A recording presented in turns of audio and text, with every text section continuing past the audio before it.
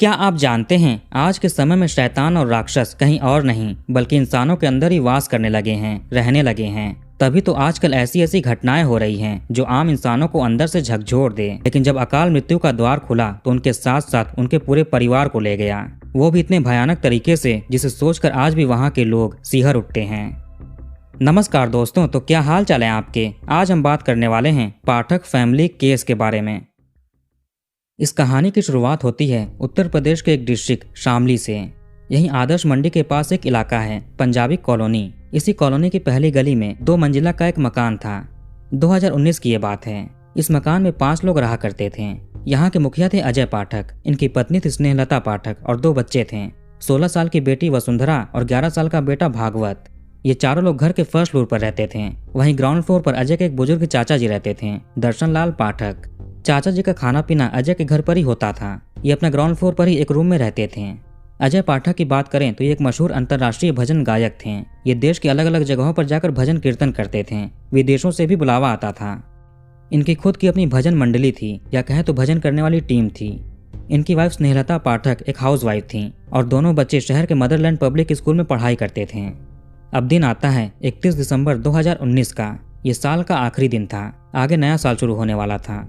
सुबह सुबह ही चाचा जी दर्शन लाल उठते हैं और अपना रोज का रूटीन वाला काम करने के बाद ब्रेकफास्ट का इंतजार करने लगे। इसी दौरान इन्होंने ध्यान दिया कि ग्राउंड फ्लोर के एक कमरे में बाहर से ताला लगा हुआ है। सामने बड़ा सा मेन गेट था। गेट के पास ही आज का अखबार पड़ा हुआ था। उसे लेने के लिए भी अजय के घर से कोई नहीं आया। वहीं पर ऊपर जाने की सीढ़ी थी। जब चाचा जी को नाश्ता मिलने में थोड़ी देरी हुई तो इन्होंने खुद फर्स्ट फ्लोर पर जाकर देखा। ये देखते हैं कि अजय के घर के मेन दरवाजे पर भी बाहर से ताला लगा हुआ है। ये सब देखकर चाचा जी ने सोचा कि अजय अपनी फैमिली के साथ सुबह सुबह ही करनाल चला गया होगा। करनाल में अजय की वाइफ का मायका था। चाचा ये बात अच्छे से जानते थे कि परिवार करनाल जाने वाला है। अजय ने पहले ही बता दिया था, मगर इतनी जल्दी सुबह सुबह ही चला जाएगा चाचा जी ने ये सोचा नहीं था। वो भी बिना मिले बिना कुछ बताए चला गया। अजय पाठक के पास 3 गाड़ियां थीं, एक इनोवा, एक टवेरा और एक फोर्ड इको स्पोर्ट। चाचा जी ने देखा कि इनमें से एक गाड़ी घर पर नहीं है। इससे भी लगा कि अजय अपने परिवार के साथ गाड़ी से करनाल चले गए होंगे। इसी मोहल्ले में कुछ ही दूरी पर अजय पाठक के एक भाई भी रहते थे अपने परिवार के साथ। चाचा जी ने उनसे बात की। बोला कि बिना बताए अजय यहाँ से चला गया। जाने से पहले अगर एक बार बोल देता कि जा रहा हूँ तो क्या हो जाता। ये बात सुनकर अजय के भाई को थोड़ा अजीब लगा। अब इन्होंने अपने भाई को कॉल करना शुरू किया, मगर उनका फोन स्विच ऑफ बता रहा था। भाई ने भाभी को भी कॉल लगाया, इनका भी फोन बंद था। भतीजी वसुंधरा को भी कॉल किया, उसका भी फोन स्विच ऑफ। ये देखकर भाई को थोड़ी चिंता हुई। आखिर परिवार के तीनों फोन्स एक साथ स्विच ऑफ कैसे हो सकते हैं। अजय के भाई भी अच्छे से जानते थे कि आज भाई और भाभी बच्चों के साथ करनाल जाने वाले हैं। सोचा कि वहीं गए होंगे, फोन की बैटरी खत्म हो गई होगी। धीरे धीरे समय गुजरता गया। सुबह से दोपहर हो गया। भाई ने एक बार फिर से अजय और उनके परिवार को कॉल किया। अभी भी उनका फोन बंद था।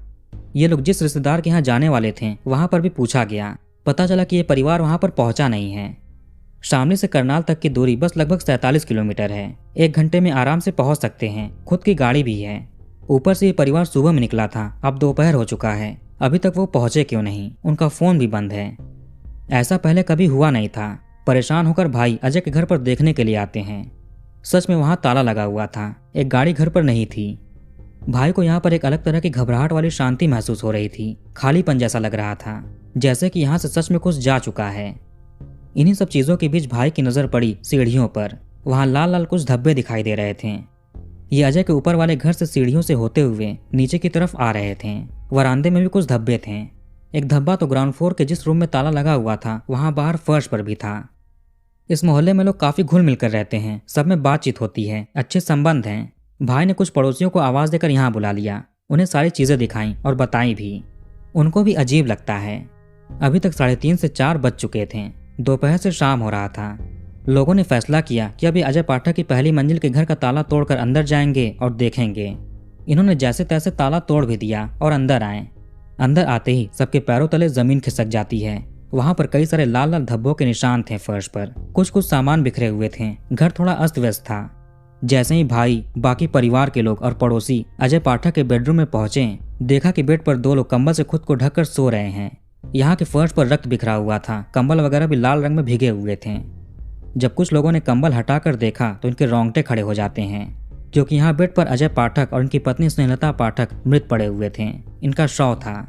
इनके पूरे शरीर पर अलग अलग जगह कट के निशान थे जहां से रक्त प्रवाहित हो रहा था। तुरंत ही पुलिस को कॉल करके सूचना दे दी गई। अब ये हुआ कि घर के बाकी दोनों बच्चे कहाँ पर हैं। लोग बच्चों के कमरों में गए। वहां का मंजर भी कुछ ऐसा ही था। बेड पूरा रक्त में सना हुआ था। फर्श पर लाल लाल निशान थे, मगर यहाँ पर दोनों बच्चे थे ही नहीं। यहाँ के फर्श पर कुछ ऐसा निशान था जैसे कि किसी को यहाँ से घसीट कर ले जाया गया रहा हो। ऐसे ही निशान बाहर सीढ़ियों पर भी मिले थे। मतलब घर में पति पत्नी का कत्ल हो गया और दोनों बच्चे गायब हैं। लोगों ने ऊपरी मंजिल के सभी कमरों को चेक किया, बाथरूम, बालकनी, छत, हर जगह पर देखा गया, लेकिन बच्चे कहीं पर भी नहीं मिले। बस उनके रूम में रक्त ही पड़ा हुआ था। इसी दौरान याद आया कि ग्राउंड फ्लोर के रूम में भी ताला लगा हुआ है और ये ताला पिछले दिन यहाँ पर नहीं था। अब लोगों ने इस ताले को भी तोड़ा। अभी तक पुलिस भी पहुंच चुकी थी। जब इस वाले रूम का ताला टूटा तो दिखा कि यहाँ के बिस्तर पर भी कोई चादर ओढ़े सो रहा है, चादर या कंबल। जब चादर हटाया गया, यहाँ पर घर की बेटी वसुंधरा थी। इसके शरीर पर भी कई सारे जख्मों के निशान थे, सर से भी रक्त प्रवाहित हो रहा था।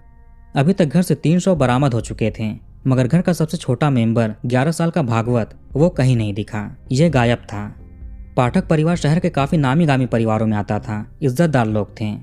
जब इनके कत्ल की बात फैली तो पूरा इलाका, आसपास के जिलों से लोगों की भीड़ इन्हें देखने के लिए आती है। अजय पाठक के भाई हरिओम पाठक ने पहले तो अनजान के खिलाफ FIR दर्ज कराई, क्योंकि पता नहीं था कि कत्ल किसने किया है। पुलिस ने अपनी तफ्तीश शुरू कर दी। फॉरेंसिक एक्सपर्ट्स को बुलाया गया, स्नीफर डॉग भी आते हैं। कई हाई रैंक पुलिस ऑफिसर्स जैसे SP, DSP, इनके अलावा राजनेता, डिस्ट्रिक्ट मजिस्ट्रेट, ये लोग भी मौके पर पहुंचते हैं। पुलिस की 4 अलग अलग टीम्स बनाई जाती हैं जो कि कई पहलुओं पर जांच करेंगी। इस परिवार की कोई दुश्मनी हो, झगड़ा हो, घर परिवार में मतभेद हुआ हो, जायदाद को लेकर विवाद हो। घर की जब थोड़ी छानबीन हुई तो पता चला कि यहाँ से कई सारे सामान गायब हैं। अजय पाठक ने सोने की चेन, अंगूठी वगैरह भी पहन रखी थी, वो सब इनके शरीर से गायब थे। इनकी वाइफ ने भी सोने के गहने पहने हुए थे, वो भी गायब थे। अलमारी से पैसे गायब हैं। इस परिवार में 3 फोन्स थे, एक अजय के पास, दूसरा इनकी वाइफ के पास और तीसरा इनकी बेटी के पास। मगर तीनों फोन्स भी घर पर नहीं दिखते हैं, वो भी गायब थे। घर से अजय की फोर्ड इको स्पोर्ट गाड़ी वो भी मिसिंग है और घर का बेटा तो लापता है ही। कहीं घर में चोर बदमाश घुसे होंगे और सबका कत्ल करके लूटपाट करके गाड़ी लेकर चले गए। बच्चे को भी वही ले गए होंगे, ये भी संभावना थी। मगर वो भागवत को किडनैप क्यों करेंगे? उनका इस परिवार से क्या लेना देना था? वैसे आजकल गाड़ियों में भी GPS लगे होते हैं, उससे पुलिस आसानी से ट्रैक कर सकती है। यहाँ पर पता चला कि अजय की तीनों गाड़ियों में से 2 में तो GPS लगा हुआ था, मगर एक गाड़ी में नहीं लगा था, और वो गाड़ी कोई और नहीं बल्कि फोर्ड इको स्पोर्ट थी। क्या कातिल को ये बात पहले से ही पता थी कि जिस गाड़ी में GPS नहीं लगा है उसमें ही बच्चे को अगवा करेंगे? ये काफी चहल पहल वाला इलाका है। अगर कोई अनजान व्यक्ति यहाँ पर आएगा तो आसानी से पता चल सकता है, और यहाँ पर कोई ऐसे ही आकर कत्ल करके लूटपाट करके बच्चे को उठाकर नहीं ले जाएगा। फॉरेंसिक टीम ने यह भी अंदाजा लगाया कि इस कत्ल को 14-15 घंटे बस हुए होंगे। अब पुलिस इस इलाके के सभी CCTV कैमरे खंगालने शुरू कर देती है। पाठक फैमिली के घर के पास में भी एक कैमरा लगा हुआ था, उसके भी फुटेज निकलवाए गए। लोगों से पूछताछ शुरू कर दी गई, कौन कौन घर पर आता जाता था, किन किन लोगों का इस परिवार के साथ उठना बैठना था, क्या किसी ने कोई संदिग्ध चीज देखी हो। पुलिस का शक मृतकों के करीबी लोगों पर भी हो रहा था। अजय पाठक तो एक भजन गायक थे। अपनी भजन मंडली के साथ ये कीर्तन करने के लिए, जागरण करने के लिए जाया करते थे। दूर दूर से इन्हें बुलावा आता था। इनका स्वभाव भी अच्छा था, मिलनसार लोग थे। कभी इनका कोई लड़ाई झगड़ा किसी के साथ देखने या सुनने को नहीं मिला। इनके 4-5 भाई थे, वो भी परिवार वाले लोग थे, अपना कमाते खाते। भाई भाई में भी कोई विवाद नहीं था, आपस में बहुत प्रेम था। जमीन जायदाद को लेकर भी कोई मतभेद नहीं थे। जब पुलिस को पता चला कि घर से एक गाड़ी भी मिसिंग है, यानी वो फोर्ड इको स्पोर्ट, तो इन्होंने उस गाड़ी के रजिस्ट्रेशन नंबर को अलग अलग जिलों में, पड़ोसी राज्यों में फ्लैश करा दिया कि जहां पर भी ये कार दिखे तुरंत इन्फॉर्म करें। पुलिस की कई टीम्स इलाके के कैमरे खंगाल रही थी। साथ ही साथ दूसरी टीम्स इस जगह से बाहर जाने वाले रोड्स, हाईवेज, वहां के फुटेज भी चेक कर रही थी। टोल प्लाजा पर भी देखा जा रहा था। पुलिस ने पाठक परिवार के मृतकों के कॉल डिटेल्स भी खंगालने शुरू कर दिए। शायद किसी संदिग्ध ने इनसे बात की हो। जिसने भी बच्चे को किडनैप किया उसने कॉल करने की कोशिश की हो। घर के आसपास के CCTV कैमरों की जांच करने के दौरान पुलिस को एक चीज मिलती है। एक नौजवान आदमी 30 दिसंबर की शाम के वक्त पाठक फैमिली के घर पर आया था। ये घर के ही पास लगे कैमरे में कैद हुआ। ये पूरी रात घर पर ही रहता है। उसके बाद अगले दिन सुबह में 7:30 बजे के आसपास ये आदमी इको स्पोर्ट गाड़ी को ड्राइव करते हुए बाहर निकला और चला गया। मगर इससे पहले इसने गाड़ी की डिग्गी में कुछ रखा था। ये चीज तो कैमरे में ठीक से रिकॉर्ड नहीं हुई थी, लेकिन जिस तरह से ये आदमी बाहर खड़ी गाड़ी को घर के अंदर ले गया और कुछ एक्टिविटी की, इससे पुलिस को लगा कि जरूर इस आदमी ने गाड़ी की डिग्गी में कुछ रखा है। अब आखिर ये आदमी कौन था? क्या ये रात भर पाठक फैमिली के घर पर ही रुका रहा? क्या परिवार ने इसका विरोध नहीं किया? क्या वो लोग इसको पहले से ही जानते थे? पुलिस ने जब रिश्तेदारों से पूछताछ की तो एक हैरान करने वाली बात सामने आती है। पाठक परिवार के घर पर अक्सर लोग रुकते भी थे जो भी इनका करीबी था, चाहे वो भजन मंडली के लोग हों, रोज भजन के लिए आमंत्रित करने वाले लोग हों या दोस्त वगैरह हों। वो चाहे तो यहाँ पर डिनर भी करते थे और रुकते भी थे। अब पुलिस ने ऐसे ही लोगों के बारे में पता करना शुरू कर दिया। भजन मंडली के मेंबर्स के बारे में जानकारी जुटानी शुरू कर दी जो भी घर पर अक्सर रुकते हों। एक SIT यानी स्पेशल इन्वेस्टिगेशन टीम भी बनाई जाती है इस केस में। एक तरह से ये केस हाई प्रोफाइल बन चुका था। पुलिस ने जब भजन मंडली के लोगों से बात की, खबर मिलने पर ये लोग खुद ही पाठक निवास देखने के लिए आ गए थे। पता चलता है कि एक लड़का यहाँ पर नहीं है जो कि इस मंडली में काम करता था। एक तरह से वो लड़का अजय पाठक का शिष्य था, करीबी था। उसका नाम पता चला हिमांशु सैनी। जब ये कत्ल वाली घटना सामने आई तो किसी ने हिमांशु को भी कॉल करके सूचना दी थी। पता चला कि वो दिल्ली में है। CCTV में एक संदिग्ध आदमी दिखा। एक तरफ इतना टाइम हो चुका है, कई घंटे हो गए हैं, मगर अजय पाठक का शिष्य हिमांशु दिल्ली से शामली क्यों नहीं आया। पुलिस जब हिमांशु की फोटो CCTV में कैद उस संदिग्ध आदमी से मैच करके देखती है तो उनका शक और भी गहराता है, क्योंकि ये मैच कर रहा था। हेयर स्टाइल, पहनावे के तरीके, सब कुछ मेल खा रहे थे। अब पुलिस हिमांशु के मोबाइल टावर लोकेशन निकलवाती है। साथ में पाठक फैमिली के तीनों मोबाइल्स की भी लास्ट लोकेशन देखी गई। ये 31 दिसंबर 2019 की रात का टाइम था। कुछ ही देर में नया साल शुरू हो जाता। शामली पुलिस की एक टीम काफी तेजी से टोल्स के फुटेजेस खंगाल रही थी और आगे बढ़ रही थी। करीब 6 बार वो इको स्पोर्ट गाड़ी स्पॉट हुई। जिन जिन रास्तों पर ये दिखी वहां पर पुलिस की टीम्स आगे बढ़ रही थीं। आखिरी बार एक गाड़ी आधी रात में हरियाणा के पानीपत हाईवे की तरफ जाते हुए दिखती है। ऐसे ही उत्तर प्रदेश पुलिस की इन्वेस्टिगेशन जारी थी। इसी दौरान हरियाणा के पानीपत में एक और अजीब घटना हुई। पानीपत हाईवे टोल प्लाजा के करीबी सर्विस लेन में किसी ने आग जलते हुए देखा। इसी दौरान हरियाणा पुलिस हाईवे पर गश्त लगा रही थी। आग देखने वाले ने पुलिस को इन्फॉर्म कर दिया। तुरंत ही पुलिस उस आग लगने वाली जगह पर पहुंची। पता चला कि वहां पर एक कार जल रही है। पुलिस को देखते ही एक आदमी उस गाड़ी के पास से भागने की कोशिश करता है, मगर हरियाणा पुलिस ने उसको पकड़ लिया। तुरंत ही फायर ब्रिगेड बुलाकर आग को बुझाया गया। जब आग की लपटें थोड़ी कम हुई तो पता चलता है कि ये फोर्ड इको स्पोर्ट कार है। इसी दौरान यूपी पुलिस CCTV देखते हुए पानीपत के टोल प्लाजा के पास पहुंची। इसके बाद हरियाणा पुलिस और फायर ब्रिगेड को देखकर उस जली हुई गाड़ी के पास आई। हरियाणा पुलिस को भी यूपी पुलिस ने इको स्पोर्ट गाड़ी के बारे में सूचना दे दी थी कि ये गाड़ी का नंबर है और एक बदमाश इसे चोरी करके भागा है। जब यहाँ पर आकर यूपी पुलिस ने गाड़ी को देखा और उसका नंबर चेक किया तो पता चलता है कि ये तो अजय पाठक की कार है। इतना कंफर्म होते ही यूपी पुलिस ने हरियाणा पुलिस से कहा कि गाड़ी की तलाशी लीजिए, खास तौर से डिक्की चेक कीजिए, क्योंकि उधर पाठक निवास के घर पर इसी गाड़ी के डिक्की में कुछ रखा गया था। जब हरियाणा पुलिस ने डिक्की खोली तो एक पल के लिए इनके भी रोंगटे खड़े हो जाते हैं, क्योंकि उस डिक्की के अंदर एक बच्चे का आधा शव मिलता है। जिस आदमी को हरियाणा पुलिस ने पकड़ा था, अब यूपी पुलिस उस आदमी को देखती है। पता चला कि ये तो हिमांशु सैनी है। 30 दिसंबर की शाम में यही आदमी पाठक निवास गया था। पुलिस को मोबाइल टावर लोकेशन से यह पता चल गया। हिमांशु के ऊपर 4 कत्लों का शक था। हरियाणा पुलिस ने इसी वक्त हिमांशु को यूपी पुलिस को हैंडओवर कर दिया। अब इसे शामली लाया जाता है और पूछताछ शुरू की गई। जब इसके सामने CCTV फुटेज और मोबाइल टावर लोकेशन जैसी चीजें रखी गईं तो ये अपना गुनाह स्वीकार कर लेता है। इसी नहीं पाठक फैमिली के 4 लोगों के कत्लों को अंजाम दिया था। हिमांशु सैनी पाठक फैमिली के घर से लगभग 18-19 किलोमीटर दूर कैराना ब्लॉक के झारखेरी गांव का रहने वाला था। ये अजय पाठक के काफी करीब था। अक्सर ये उनके घर पर डिनर करता था और रात में रुकता भी था। उनके पूरे परिवार से इसके अच्छे संबंध थे। अजय पाठक ने इसकी काफी मदद भी की थी। इसकी बहन की शादी में हेल्प की, इसकी खुद की शादी में भी हेल्प की। वैसे हिमांशु ने अपनी बहन की शादी के लिए PNB बैंक से मुख्यमंत्री ग्रामोद्योग योजना के तहत 4 लाख रुपए का लोन लिया था। इसने लोन मार्च 2017 में लिए थे। हिमांशु और अजय पाठक कमेटी में भी पैसे इन्वेस्ट करते थे। अब ये कमेटी क्या है? आमतौर पर पंजाब, हरियाणा, उत्तर प्रदेश, यहाँ के कई इलाकों में एक तरह का सिस्टम चलता है। इसमें कई लोग अपना ग्रुप बनाकर कुछ कुछ पैसे जमा करते हैं।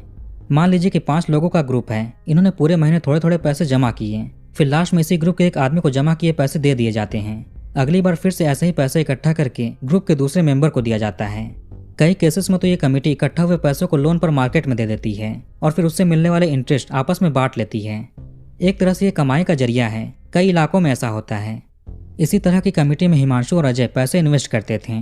हिमांशु ने पूछताछ में बताया कि इसने 3 कमेटी में पैसे डाल रखे थे। बीच में से कुछ फाइनेंशियल दिक्कत होती है। ये बैंक से लिए लोन भी चुका नहीं पा रहा था। धीरे धीरे 4 लाख रुपए का लोन इंटरेस्ट के साथ लगभग 5 लाख रुपए तक पहुंच गया। हिमांशु इसका EMI जमा नहीं कर पा रहा था। 2019 के जुलाई-अगस्त के आसपास हिमांशु के पास बैंक से नोटिस आ जाता है कि 5 महीनों के अंदर लोन की किस्त भरो वरना जेल जाना पड़ेगा।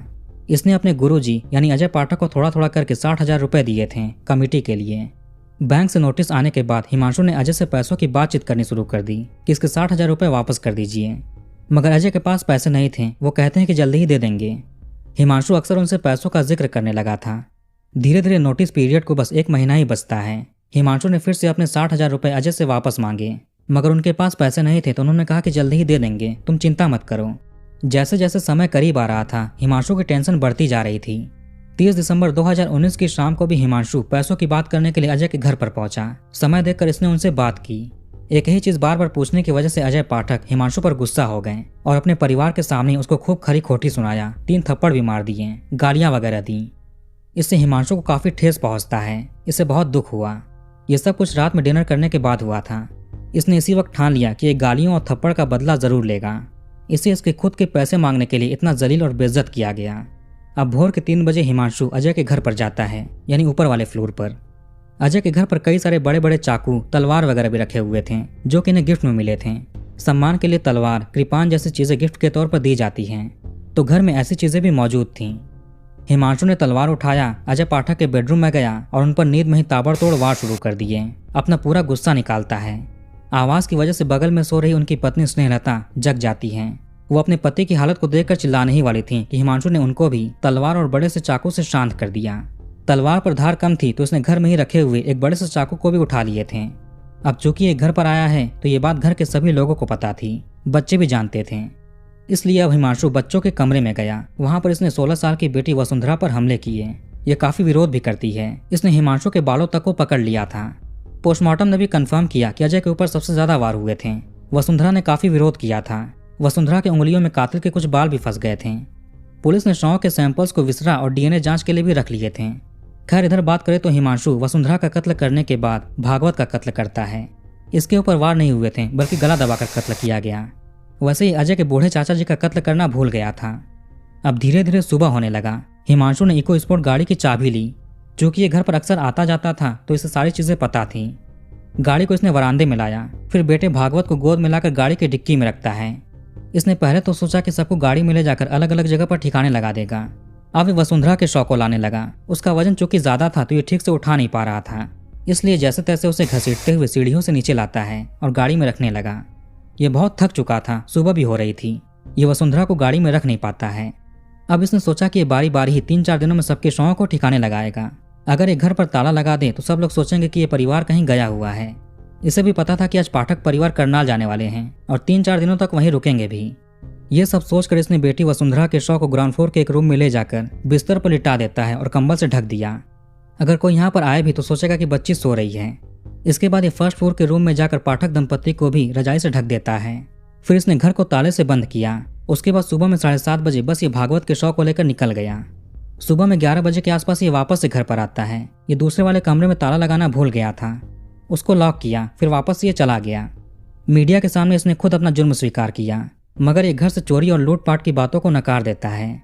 लेकिन जब पुलिस ने अपनी पूछताछ आगे बढ़ाई तो पता चला कि इसने घर से चोरी भी की थी। इसकी गिरफ्तारी के दौरान पुलिस को इसके पास से इको स्पोर्ट गाड़ी, जो कि जली हुई हालत में थी, गाड़ी में बच्चे का शव, 3 मोबाइल फोन्स जो कि पाठक फैमिली के थे, हिमांशु ने कत्ल के टाइम जो कपड़े पहन रखे थे वो कपड़े, तलवार, एक बड़ा सा चाकू या छुरा, सब कुछ बरामद हो गया। इसकी निशानदेही पर पुलिस को दिल्ली के बुरारी इलाके में स्थित संत नगर के एक फ्लैट से और भी चोरी हुए सामान मिलते हैं। यहाँ का फ्लैट हिमांशु ने कुछ दिन पहले किराए पर लिया था। यहाँ से ढेर सारे सोने और चांदी के गहने मिले, जिनकी कीमत लगभग 22 लाख रुपए थी। 2 लाख रुपए कैश, 3 कीमती घड़ियां, गिटार, कुछ बैग, कुछ हैंड बैग, ये सारी चीजें मिली। सारी चीजें इसने कत्ल करने के बाद चोरी की थी और गाड़ी में भरकर पहले ये दिल्ली आया था। सारा चोरी का सामान इसने अपने फ्लैट में रखा। किसी जानने वाले ने इसे शाम को कॉल करके बताया कि तुम्हारे गुरुजी के साथ ऐसा ऐसा हो गया है। यह पता चलते ही हिमांशु समझ गया कि अब इसका भांडा फूट चुका है, अब इसको कुछ करना पड़ेगा। फिर इको स्पोर्ट गाड़ी को लेकर, जिसमें उस बच्चे का शव था, यह दिल्ली से पानीपत गया। वहां पर पेट्रोल छिड़ककर आग लगा देता है, लेकिन पुलिस इसको पकड़ लेती है। पोस्टमार्टम के बाद सभी शवों का अंतिम संस्कार कराया गया। जुलाई 2020 में डीएनए रिपोर्ट सामने आता है। वसुंधरा के हाथों में जो बाल फंसे हुए थे उसका डीएनए हिमांशु के डीएनए से मैच हो गया। जो गाड़ी में बच्चे का शव मिला उसके डीएनए से भी कंफर्म हो गया कि ये अजय का बेटा भागवत है। पुलिस ने चार्जशीट तैयार करके सबमिट की। मुकदमा शुरू हुआ। करीब 14 लोगों ने गवाही दी। इसके बाद मई 2024 में शामली सेशन कोर्ट हिमांशु सैनी को फांसी की सजा सुना देती है और 1,10,000 रुपए का जुर्माना भी लगाया। ये शामली कोर्ट के इतिहास का पहला फैसला था जिसमें किसी को फांसी की सजा मिली हो। अभी तो ये केस हाई कोर्ट में चल रहा है। तो कहानी को यहीं पर खत्म करते हैं। आप कमेंट करके बताइए कि वीडियो आपको कैसा लगा। इस वीडियो को लाइक और शेयर जरूर करिए। हमारे चैनल को सब्सक्राइब करके बेल आइकन ऑन कर लीजिए। मिलते हैं नेक्स्ट वीडियो में। धन्यवाद।